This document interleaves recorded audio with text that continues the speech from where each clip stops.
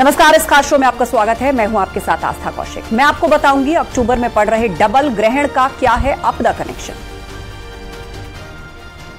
जी नमस्कार, मैं हूं उमेश श्रीवास्तव। मैं आपको बताऊंगा कैसे मेरठ में एक बच्चे की आंत से निकले 28 कीड़े। इन कीड़ों की लंबाई 6 से 8 इंच तक पाई गई है।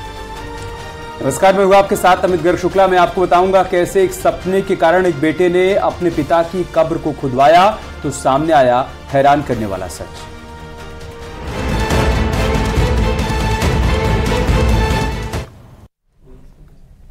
अक्टूबर के महीने में 2 ग्रहण पड़ने जा रहे हैं, सूर्य ग्रहण और चंद्र ग्रहण। कहा जा रहा है कि इन ग्रहण के पहले भूकंप से लेकर सैलाब तक तबाही मचा सकते हैं। तो क्या वाकई ग्रहण का कोई तबाही कनेक्शन होता है?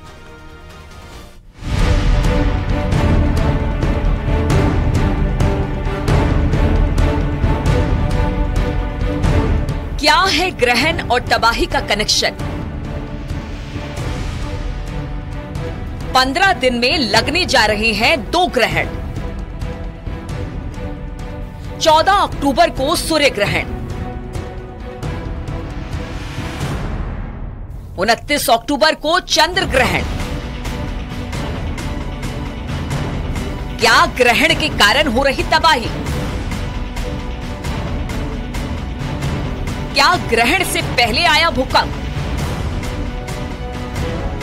क्या ग्रहण के कारण आया सिक्किम में सैलाब?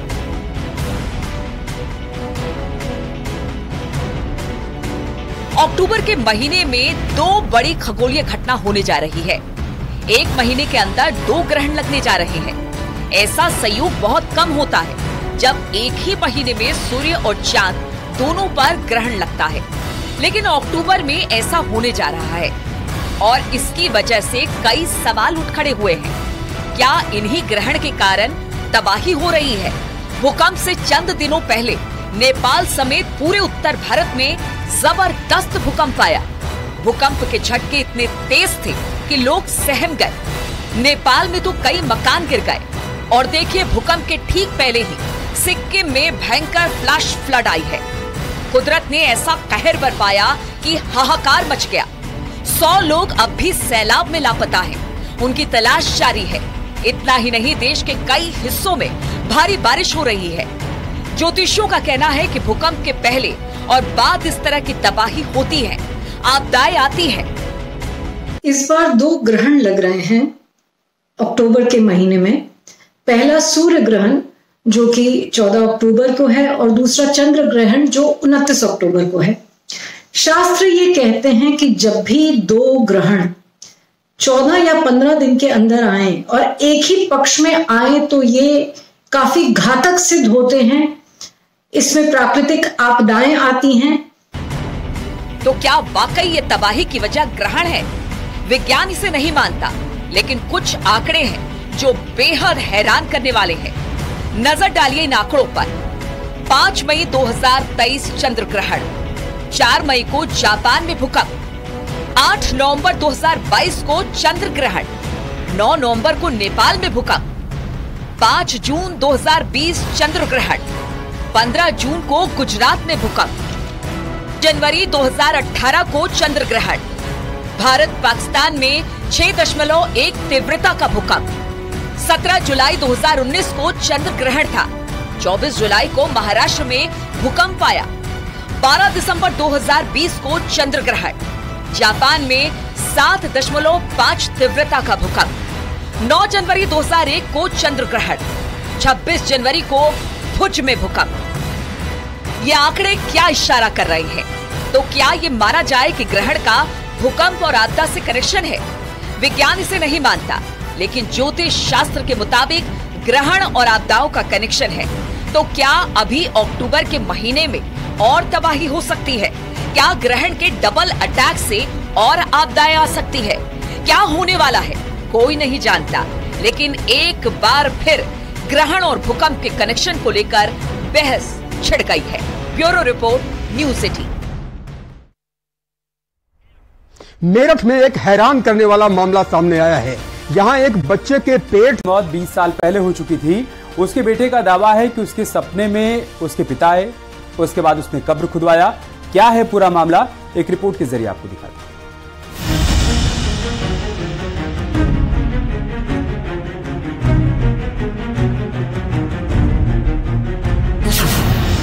बेटे के सपने में आया मृतक पिता। पिता की ख्वाहिश में खुदवाई कब्र। कौशाम्बी से ये हैरत अंगेज मामला सामने आया है, जिस किसी ने भी ये सुना वो दंग रह गया। जहां दावा किया जा रहा है कि एक शख्स जो अब इस दुनिया से काफी समय पहले जा चुका है, वो अपने बेटे के सपने में आया। उसने अपने बेटे को अपनी परेशानी बताई, जिसके बाद यहाँ कब्र को खुदवाया गया। मामला कौशाम्बी जिले के कड़ाधाम थाना क्षेत्र के दारानगर कटरा मोहल्ले का है। पूरी कहानी आपको बताएंगे, लेकिन उससे पहले आपको 20 साल पीछे ले जाते हैं। साल 2003 में मौलाना अंसार अहमद का इंतकाल हो गया था। उनको कस्बे के कब्रिस्तान में सुपुर्द खाक किया गया। शव को दफनाकर सभी लोग घर आ गए, लेकिन ठीक 20 साल के बाद मृतक अंसार अहमद का नाम इलाके में हर किसी शख्स की जुबान पर चढ़ा हुआ है। अंसार अहमद के बेटे का दावा है कि 20 साल बीत जाने के बाद उनके पिता उन्हें सपने में दिखे। ये भी दावा है कि अंसार अहमद ने अपने बेटे से उनकी कब्र को दुरुस्त करवाने के लिए कहा, जिसमें कब्र में पानी के रिसाव और मिट्टी के धंसने की भी बात कही गई है। नींद से जागने के बाद बेटे कोसर रब्बानी ने घर वालों को सपने की बात बताई, जिसके बाद सभी ने कब्रिस्तान का रुख किया। वहाँ देखा तो पिता की कब्र धंसकर बिल्कुल जर्जर हो चुकी थी। कब्र को खोदकर फिर से सही करने के लिए उन्हें बरेलवी समुदाय के मौलाना से इजाजत लेनी पड़ी। फिर क्या था, कब्र को खोदा गया, लेकिन जैसे ही कब्र खोदी गई, वहाँ पर मौजूद हर शख्स हैरत में पड़ गया। 20 साल बाद भी कब्र में कौसर के पिता का शव वैसा ही था, जैसे उनके इंतकाल के वक्त दफनाया गया था। इस बात की जानकारी आसपास के इलाकों में फैल गई। बड़ी संख्या में मुस्लिम समाज के लोग कब्रिस्तान में जमा हो गए। बाद में कब्र को साफ सुथरा कर फिर से मौलाना अंसार के जनाजे को सुपुर्द खाक किया गया। वहीं कब्र पर मिट्टी डाल उसे दुरुस्त किया गया। आज वहाँ पर हजरत अल्लामा मौलाना सैयद अबू बकर अहमद कादरी जो औलादे गौसे आज़म हैं, उनसे इजाज़त लेकर हजरत की कब्र अतहर कब्र अनवर खोली गई और साफ़ सफाई की गई।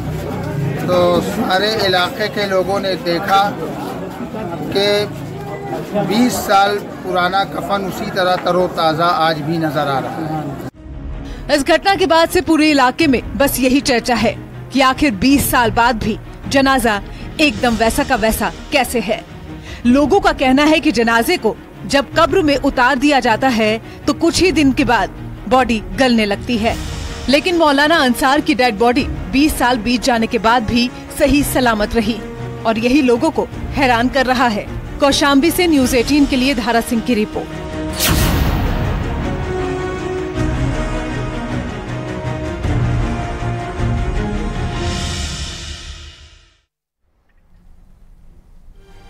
और अब वक्त हो गया है एक छोटे से ब्रेक का। खबरें लगातार जारी हैं।